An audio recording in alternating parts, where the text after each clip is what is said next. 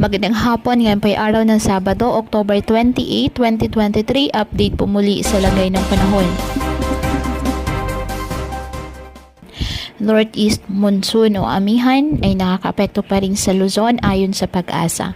Samantala, patuloy pa rin po na minomonitor ang isang low pressure area na nasa labas ng ating Philippine Area of Responsibility sa may silangan ng Mindanao.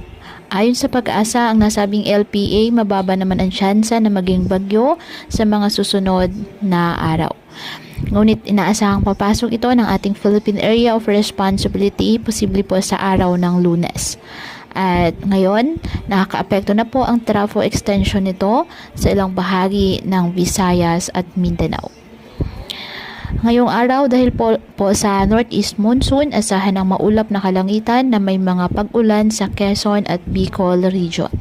Ang Metro Manila at nalalabing bahagi ng Luzon, bahagyang maulap hanggang sa maulap na kalangitan with isolated light rains dahil pa rin po sa Northeast Monsoon. At ang Visayas at Mindanao, bahagyang maulap hanggang sa maulap na kalangitan with isolated rain showers or thunderstorms dahil po sa trough ng low pressure area at localized thunderstorms. Kaya patuloy po na pinag-iingat ang ating mga kababayan sa banta po ng mga pagbaha or landslide, lalo na kapag may malalakas na ulan, at ugaliin po na magdala palagi ng payong o kahit ano pa nangga sa ulan kapag lalabas ng ating mga tahanan. At yan po muna ang update sa lagay ng panahon ngayong araw. Muli patuloy po tayo na mag-ingat at palaging tandaan, God loves you.